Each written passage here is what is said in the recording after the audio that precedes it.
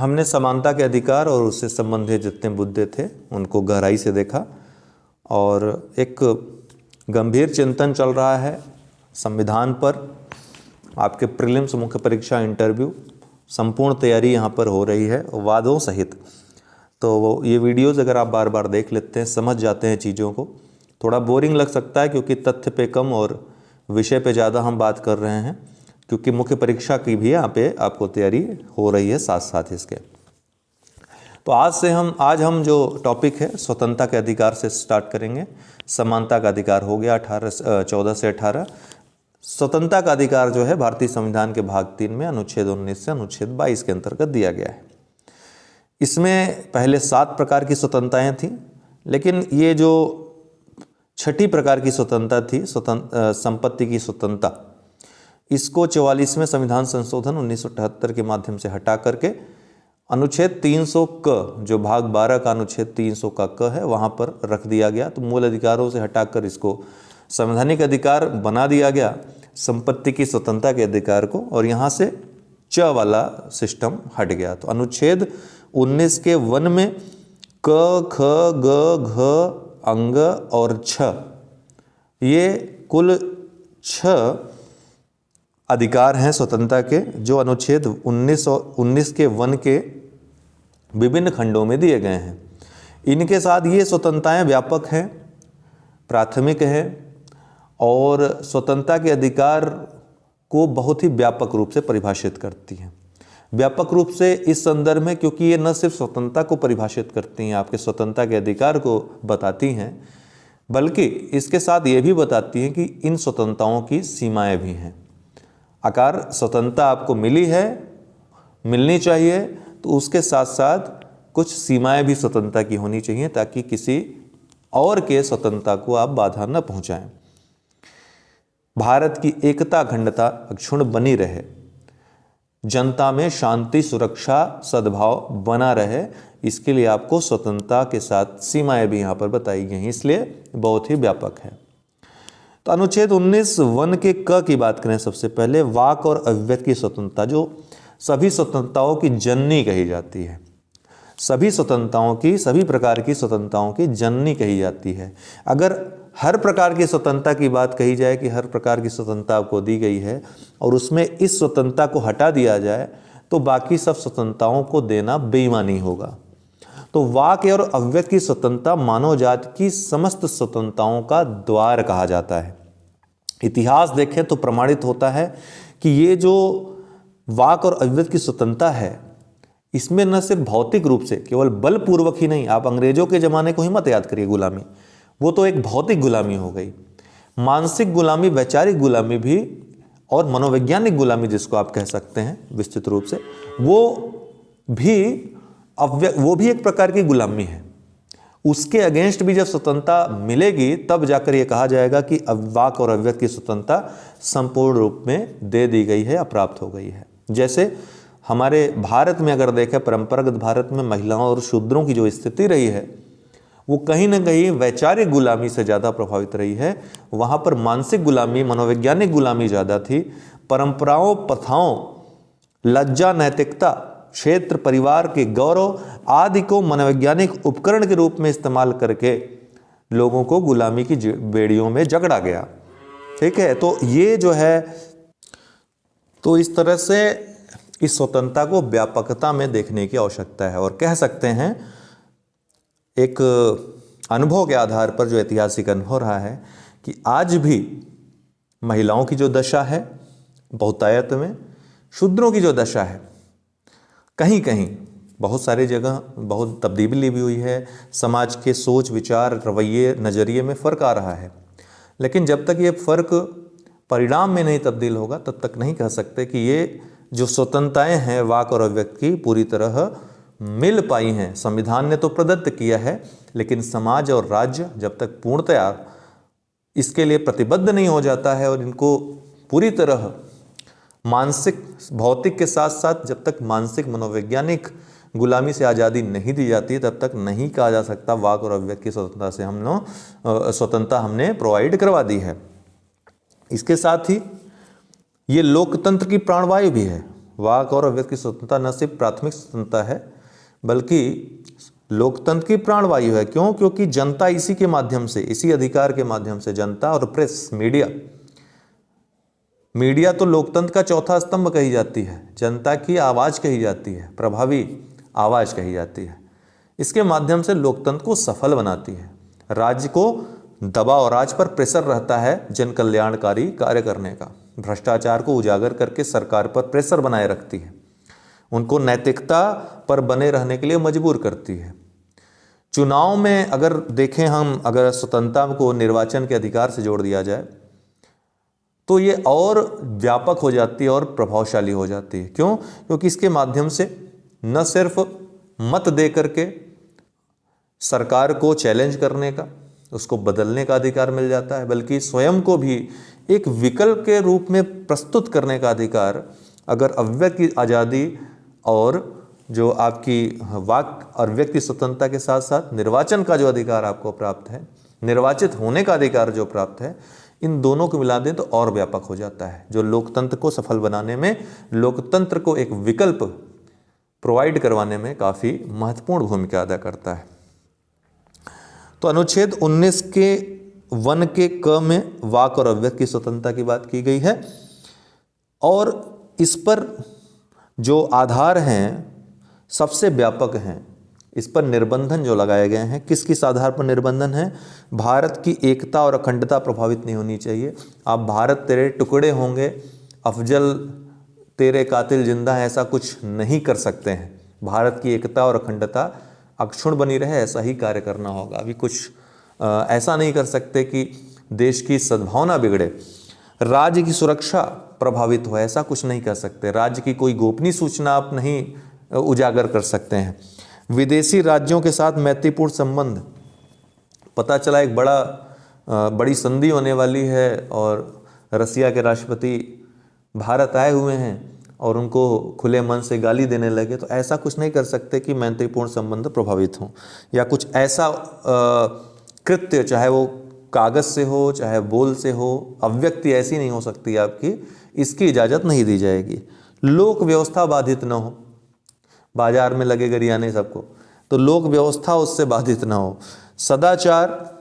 सदाचार उससे प्रभावित ना हो। लोकाचार में किसी के साथ वैसे आप व्यवहार नहीं कर सकते हैं जिससे उसको आघात लगे, मानसिक या शारीरिक या आर्थिक। न्यायालय की अवमानना नहीं कर सकते हैं, न्यायालय के अगेंस्ट, उसके फैसले के अगेंस्ट कुछ नहीं कह सकते हैं। ये न्यायालय की संप्रभुता, न्यायालय की सर्वोच्चता, न्यायालय की शुचिता और न्यायालय की पवित्रता बनाने रखने के लिए जरूरी है। मानहानि, किसी की मानहानि नहीं कर सकते हैं आप, ऐसा कुछ नहीं बोल सकते हैं, अर्थात गाली गलौज नहीं कर सकते हैं किसी के साथ, किसी के बारे में अभद्र टिप्पणी नहीं कर सकते हैं, किसी के बारे में झूठी अफवाह नहीं फैला सकते हैं। अपराध या उद्दीपन, अपराध का उद्दीपन, ऐसा कुछ नहीं कर सकते जिससे कोई अपराध होना कारित हो, अर्थात अपराध के लिए आप किसी को प्रेरित नहीं कर सकते। ले चाकू ले मार दे, ऐसा नहीं कह सकते, है ना। अब ये नहीं कह सकते बाद में कि हमें तो अभिव्यक्त की आज़ादी थी, मैंने बोल दिया, मुझे क्या पता था उस मार देगा, नहीं, आप यहाँ पे अपना बचाव नहीं कर सकते हैं। ठीक, तो ध्यान रखिए कुछ इससे संबंधित मामले भी हैं।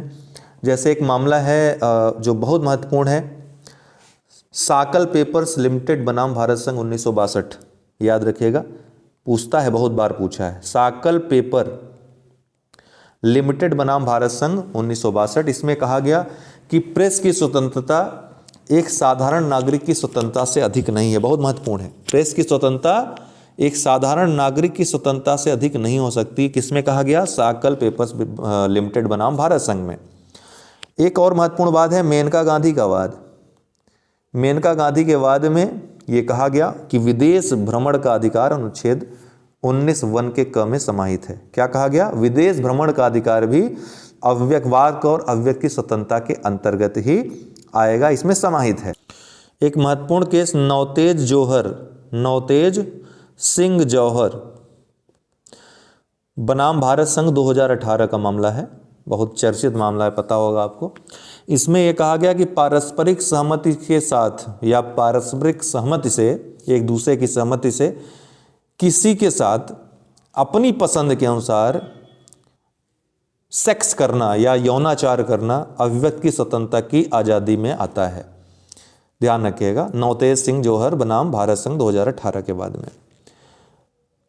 इसी तरह एक और है हमदर्द दवाखाना, यह भी बहुत चर्चित केस है। हमदर्द दवाखाना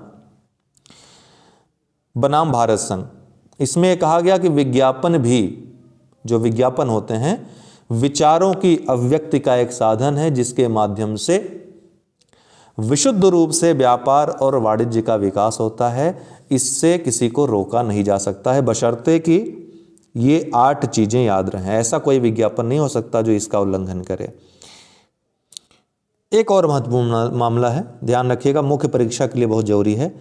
express news, express news paper, express news paper बनाम भारत संघ, ये मामला है 1985 का। इसमें अभिव्यक्ति शब्द की न्यायालय ने व्याख्या की, व्यापक व्याख्या की। उन्होंने इसके अंतर्गत लिखित अभिव्यक्ति, मौलिक अभिव्यक्ति और हाव भाव तीनों को सम्मिलित माना। अर्थात अपनी अभिव्यक्ति की आज़ादी का प्रयोग आप लिखित रूप से, मौलिक रूप से, मौखिक रूप से या फिर हाव भाव से कर सकते हैं। इस मामले में भी कहा गया कि प्रेस की स्वतंत्रता जो है वो अभिव्यक्ति के लिए आवश्यक है, अतः यह एक मौलिक अधिकार है और अभिव्यक्ति की आज़ादी के अंतर्गत 19(1) के क के अंतर्गत ही ये प्राप्त है, प्रेस की स्वतंत्रता भी।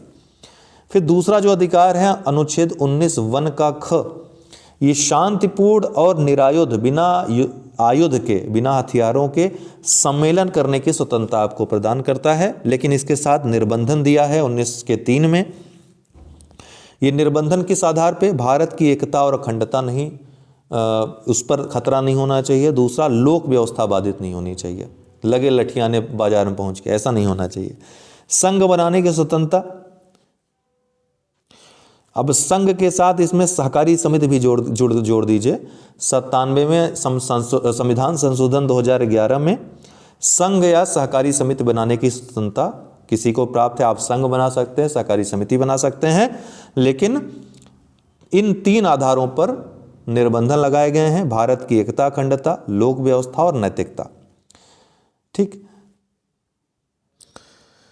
इसी तरह अबाध संचरण की स्वतंत्रता मिली हुई है, कहीं भी आप आ जा सकते हैं, कोई रोकेगा नहीं आपको। अबाध संचरण की स्वतंत्रता है और कहीं पर भी बस जाने की स्वतंत्रता है। घ के अंतर्गत अबाध संचरण की और अंग के अंतर्गत कहीं जमीन उमीन लेकर के कहीं भी आप बस सकते हैं, किराए पे हो, जमीन लेकर के घर बनवा के रह सकते हैं। लेकिन यहाँ भी कुछ आधारों पर इस स्वतंत्रता पर निर्बंधन है। पहला, साधारण जनता के हित में हो, अनुसूचित जनजाति के हितों के संरक्षण के लिए इस पर निर्बंधन लगाए जा सकते हैं। कुछ अनुसूचित जनजाति क्षेत्र होते हैं, घोषित होते हैं, या फिर कुछ विशेष क्षेत्रों में सरकार ये प्रावधान कर सकती है कि वहाँ पे आप नहीं बस सकते या नहीं जा सकते हैं। ठीक है, जैसे पूर्वोत्तर भारत के कुछ राज्यों में ऐसा है, कुछ क्षेत्रों में, और कुछ समय तक जम्मू कश्मीर में भी आपको ये व्यवस्था देखने को मिली। संपत्ति की स्वतंत्रता 6 में दी गई थी, लेकिन इसको हटा लिया गया 44वें संविधान संशोधन के माध्यम से। कोई वृत्ति, उपजीविका या कारोबार, आप कोई भी वृत्ति, उपजीविका, अपनी आजीविका चलाने के लिए उसको कर सकते हैं, कारोबार कर सकते हैं, उसकी स्वतंत्रता है आपको। लेकिन इस पे भी आधार हैं 3 महत्वपूर्ण हैं। पहला, साधारण जनता के हित में हो, मतलब आप जहर नहीं बेच सकते हैं। ठीक है।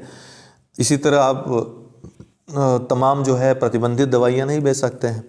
आवश्यक वृत्तिक या तकनीकी अर्हताएँ विहित करना, अर्थात कोई भी ऐसा आप किसी कारोबार के लिए, वृत्ति के लिए आपको ये निर्बंधन लगाया जा सकता है। जैसे आप मेडिकल स्टोर खोल रहे हैं तो ये लगाया जा सकता है कि आपके पास ये आवश्यक डिग्री होनी चाहिए, तभी आप ये आप कारोबार कर सकते हैं, नहीं तो नहीं कर सकते हैं।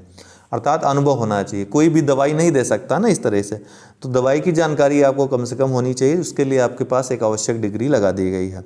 तीसरा, राज्य के पक्ष में पूर्णतया या भागतः एकाधिकार का सृजन।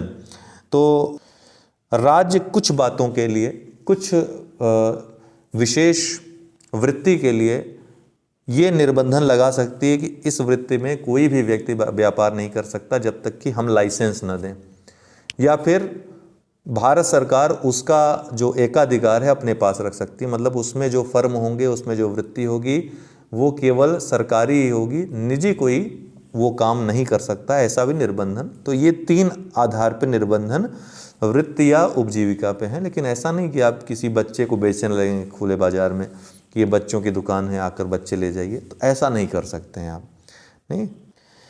या फिर ऐसा कुछ वृत्ति कर लें कि किसी खोपड़ी खोल कर बेच रहे हैं, है ना, आटे बेच रहे हैं, किडनी बेच रहे हैं, तो इस तरह की वृत्ति नहीं कर सकते हैं। तो उसमें 3 आधारों पर निर्बंधन है। अनुच्छेद 19 के 1 के क में नागरिकों को अपने घर में, दफ्तरों आदि पर राष्ट्रीय ध्वज फहराना भी मौलिक अधिकार है, ये न्यायालय ने निश्चित कर दिया है। अनुच्छेद 20 के तहत किसी व्यक्ति को, अनुच्छेद 20 में क्या है, किसी व्यक्ति को गिरफ्तारी से अपराधी ठहराए जाने पर या अपराधी ठहराए जाने के लिए उस पर संरक्षण उसको दिया गया है, अपराधियों को संरक्षण प्राप्त है अनुच्छेद 20 के तहत, ये कह सकते हैं। इसके तीनों खंड याद रखिएगा, बहुत महत्वपूर्ण है। पहला है, उस समय तक अपराध के लिए दोष सिद्ध न किए जाने की स्वतंत्रता है जब तक उसके द्वारा किया गया कोई अपराध ऐसी विधि का उल्लंघन न हो जो अपराध के समय लागू थी। दूसरा है, एक ही अपराध के लिए एक बार से अधिक अभियोजित या दंडित न किए जाने की स्वतंत्रता। और तीसरा है, किसी अपराध के लिए अभियुक्त को स्वयं अपने विरुद्ध साक्ष्य देने के लिए बाध्य नहीं किया जाएगा, उसकी स्वतंत्रता है। तो पहली वाली स्वतंत्रता को हम कार्योत्तर विधियों से संरक्षण, protection from x post facts law कहते हैं, बहुत महत्वपूर्ण है। इसका सीधा सा अर्थ है कि यदि आपने आज कोई अपराध किया या मिस्टर ए ने कोई अपराध किया है आज के दिन, आज की डेट क्या है, मान लीजिए 20 फरवरी है, मान लीजिए 20 फरवरी है आज की डेट, आज कोई अपराध किया है और अपराध है किसी को डंडे से पीटना। तो किसी को पीटे, मिस्टर ए ने मान लीजिए मिस्टर बी को डंडे से पीटा, लाठी से पीटने की जो सज़ा है वो आज की डेट में 20 फरवरी की डेट में 2 वर्ष की कैद है, 2 वर्ष की कैद है। लेकिन मान लीजिए 21 फरवरी को एक नया कानून आ जाता है, वो कानून आ जाता है कि जब कोई किसी को डंडे से पीटेगा तो उसको 2 वर्ष के स्थान पे 5 वर्ष की कैद होगी।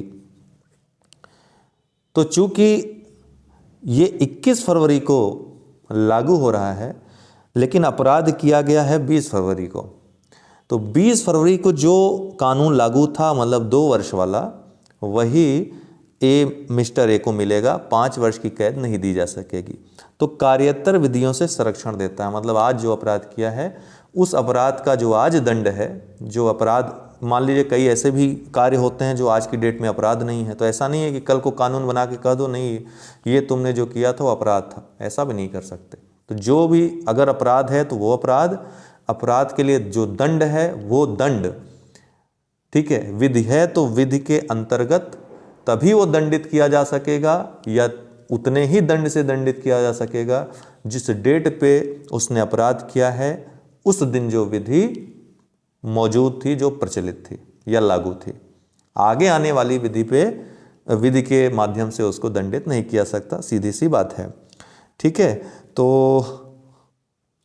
हाँ, एक बात और है, ठीक, ये बात ये भी है कि कई बार ऐसा है कि आज अपराध किया तो आज वो विधि लागू है, लेकिन कल को विधि हटा दी गई, उसको दंडनीय जो था वो उसको हटा दिया गया, तब भी ये चीज़ लागू होगी, अर्थात वो उससे बच नहीं पाएगा।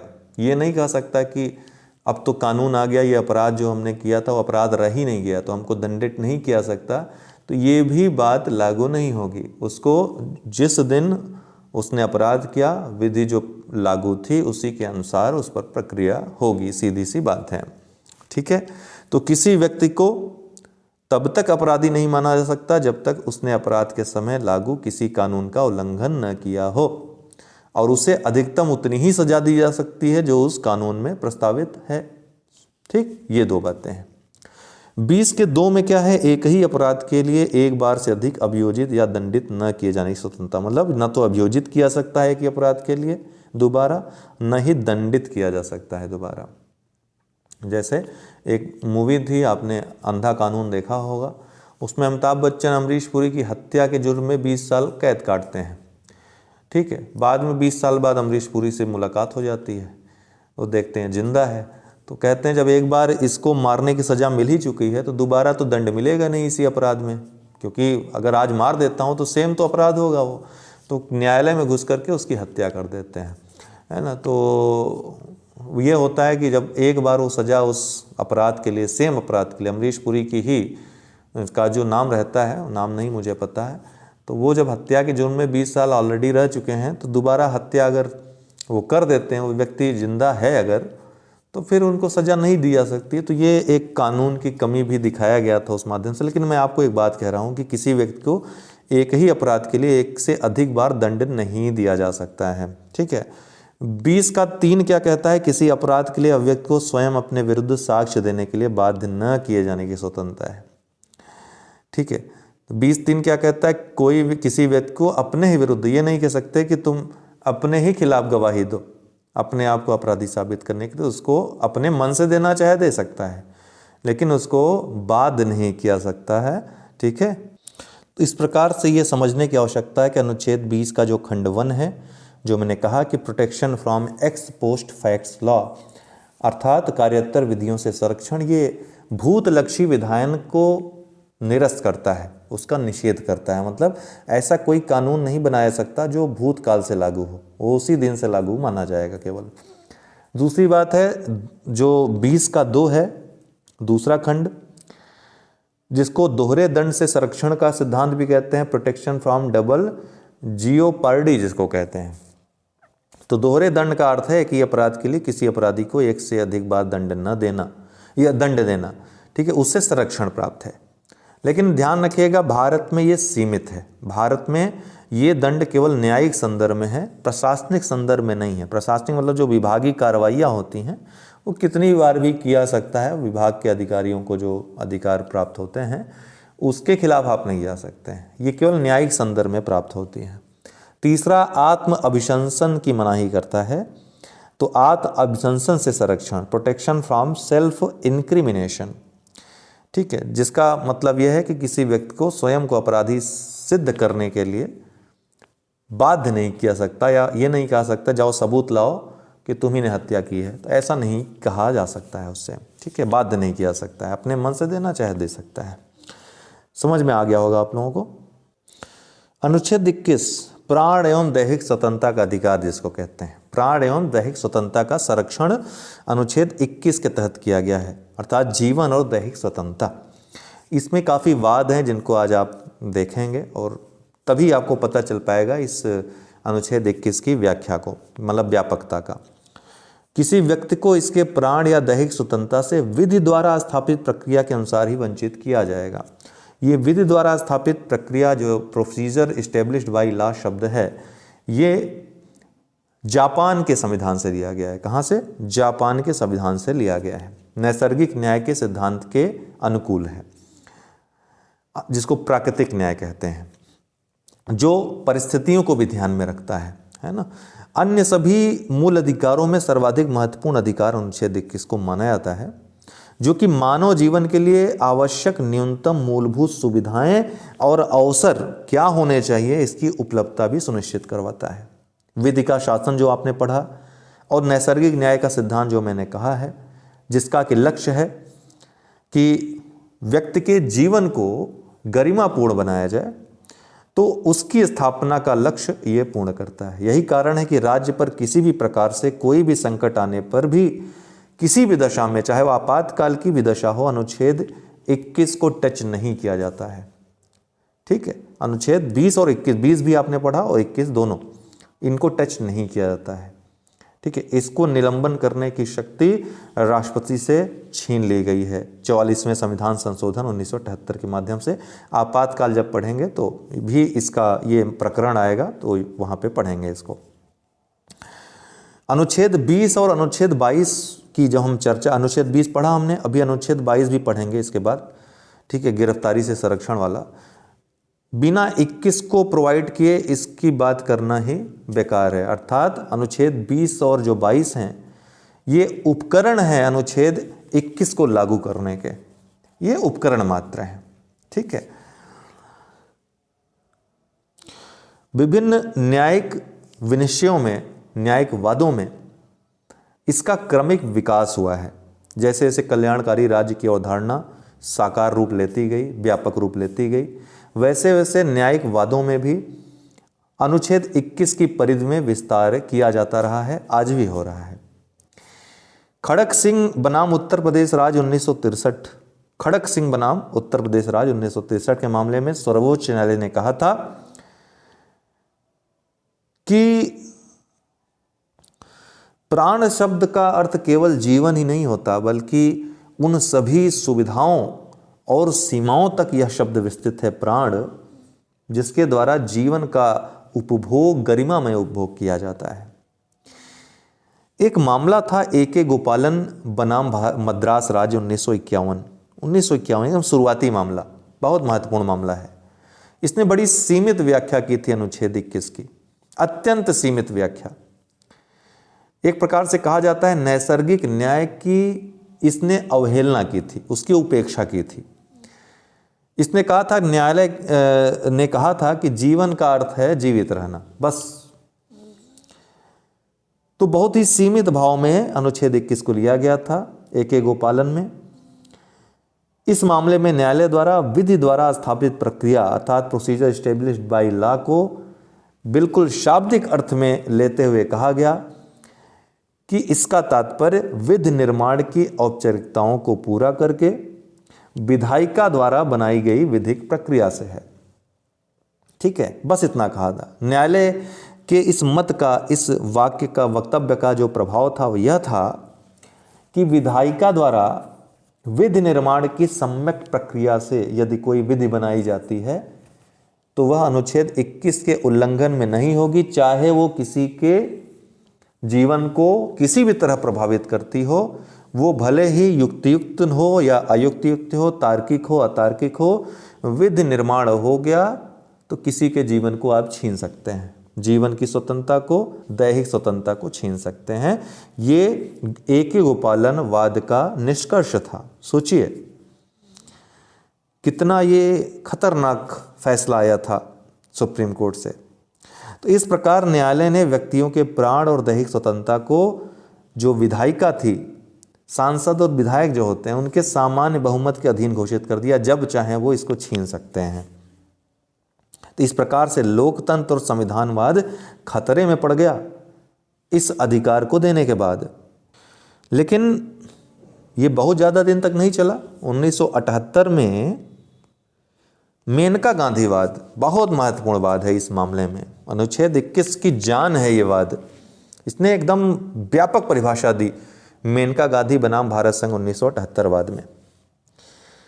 1978 में उच्चतम न्यायालय ने अनुच्छेद 21 को एक नया आयाम प्रदान किया। इसके क्षेत्र को बहुत ज़्यादा विस्तृत कर दिया, व्यापक बना दिया, युक्त विस्तार दिया, तार्किक विस्तार दिया। न्यायालय ने निर्धारित कर दिया कि प्राण का अधिकार केवल भौतिक अस्तित्व तक सीमित नहीं है, बल्कि गरिमापूर्ण जीवन के अधिकार भी इसमें समाहित हैं। तो न्यायालय के अनुसार जीवन का अर्थ केवल जीवित रहना नहीं है, बल्कि मानवीय गरिमा के साथ जीना है। और जीवन के अधिकार में वे सारी अधिकार सम्मिलित हैं जो गरिमापूर्ण मानवीय जीवन जीने के लिए जरूरी हैं। जीवन का अधिकार एक समेकित अधिकार है, सभी अधिकार इसमें समाहित हैं।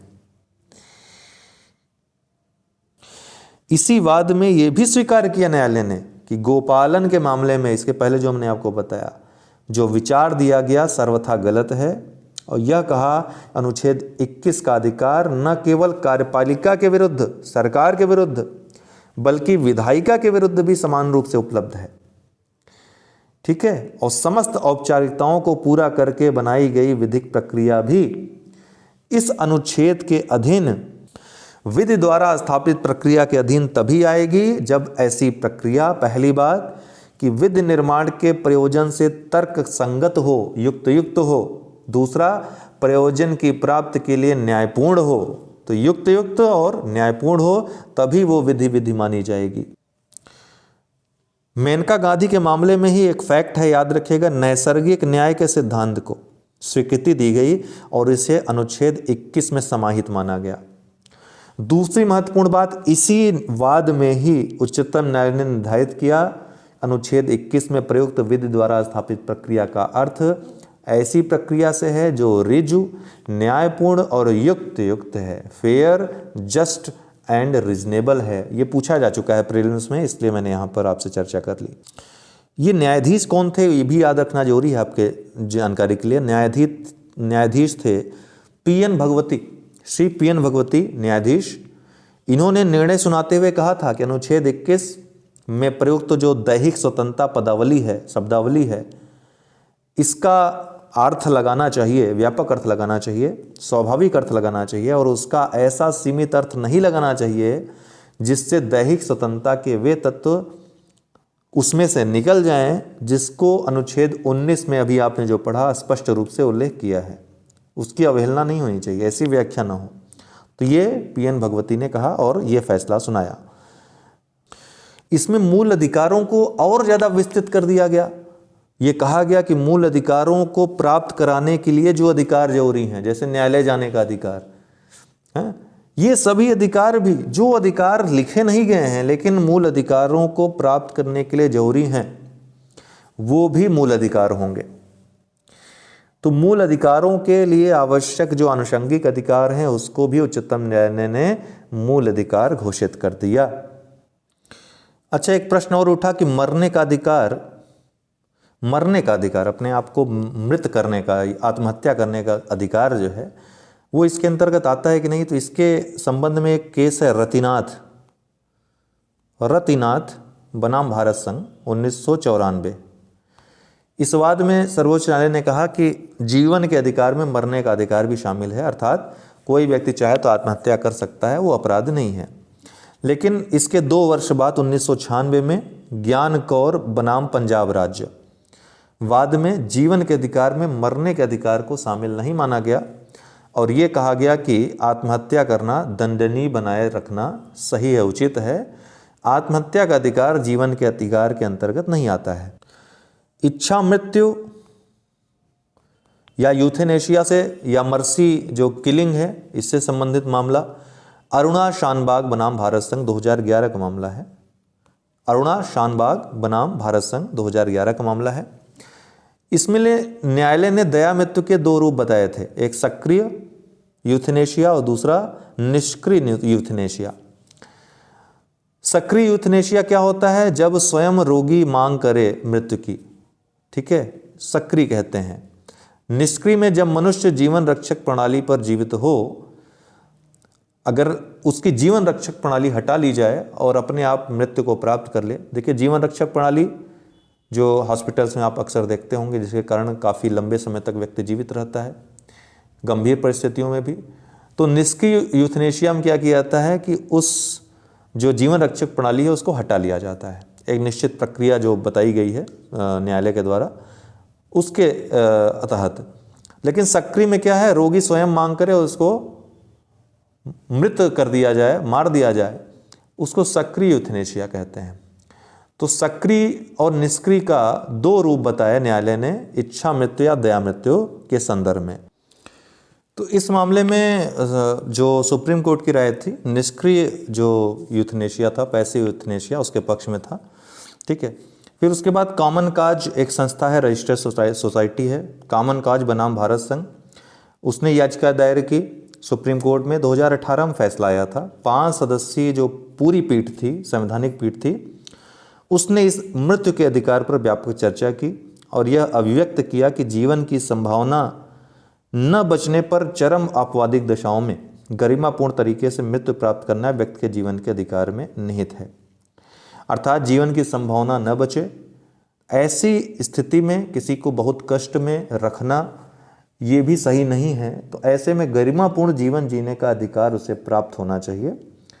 तो कुछ लिमिटेशंस इसमें न्यायालय ने कहा कि विधि में किसी व्यक्ति के जीवन को समाप्त करने के लिए कोई कार्य करके मृत्यु कारित करना एवं चरम कष्ट में किसी मृत्युशैया पर पड़े व्यक्ति को मृत्यु को सरल बनाना, उसके लिए वो दोनों एक समान नहीं माने जा सकते। मतलब किसी की हत्या करना और किसी को साधारण जो बहुत जटिल मृत्यु मिल रही है उसको सरल मृत्यु प्राप्त कराना, दोनों अलग अलग बातें हैं, यहाँ पे न्यायालय ने कहा।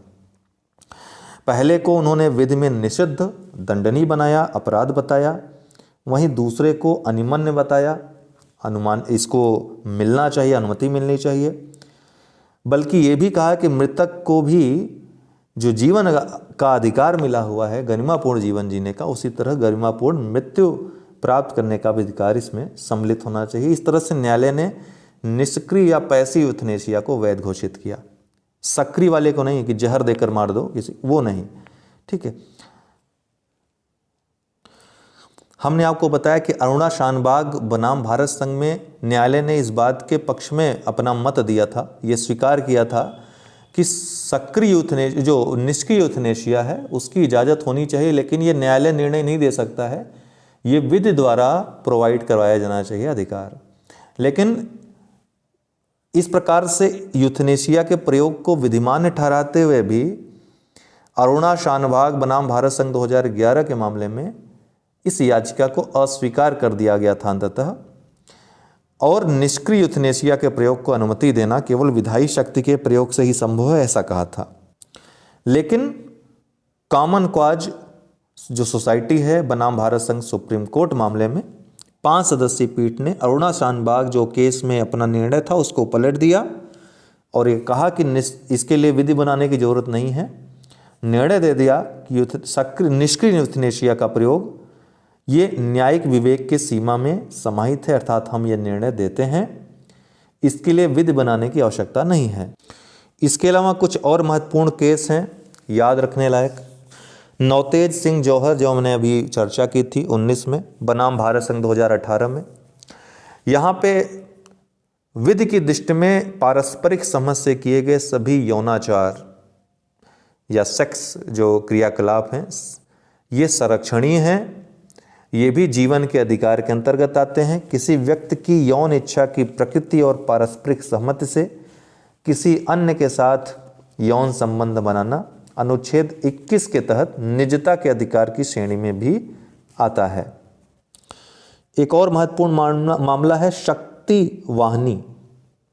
शक्ति वाहिनी याद रखिएगा, बहुत महत्वपूर्ण है, बनाम भारत संघ, ये 2018 का मामला है। सुप्रीम कोर्ट ने कहा कि वयस्कों को अपनी इच्छा अनुसार विवाह करने का अधिकार अनुच्छेद 21 के अंतर्गत जीवन के अधिकार में सन्निहित है। इस तरह से देखिए विस्तार होता रहा है इसका। मेनका गांधी बनाम भारत संघ में विदेश भ्रमण के अधिकार को इसके अंतर्गत सम्मिलित माना गया।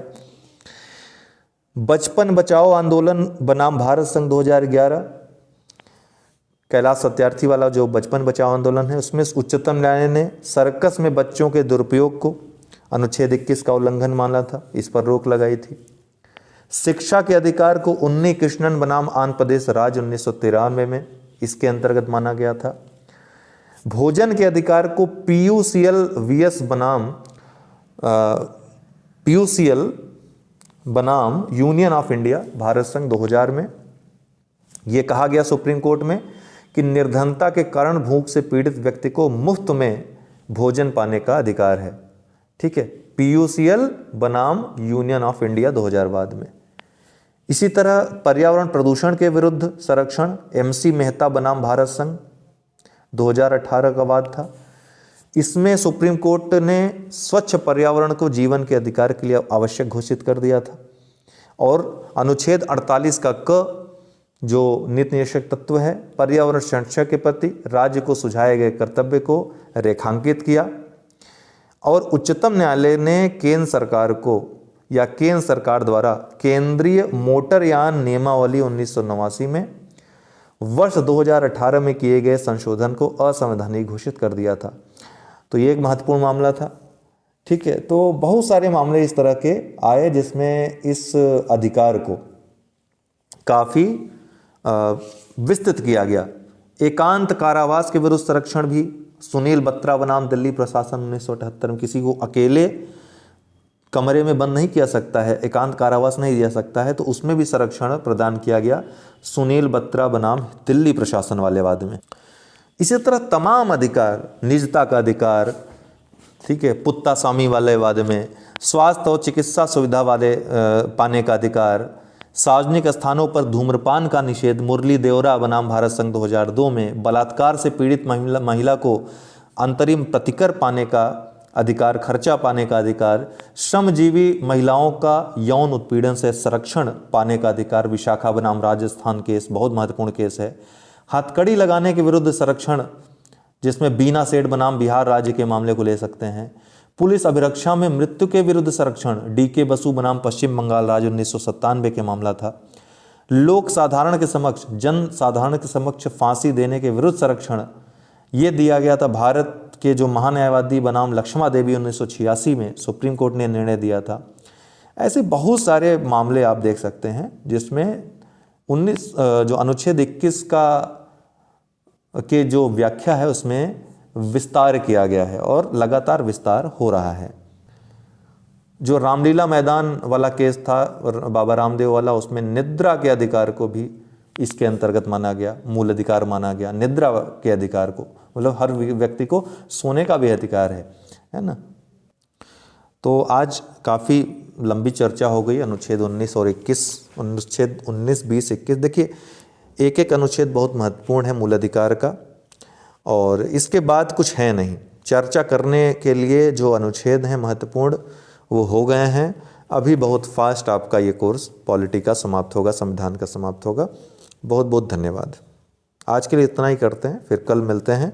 अनुच्छेद 22 और संपूर्ण मूल अधिकार वाला जो पोर्शन है कल समाप्त हो जाएगा ये।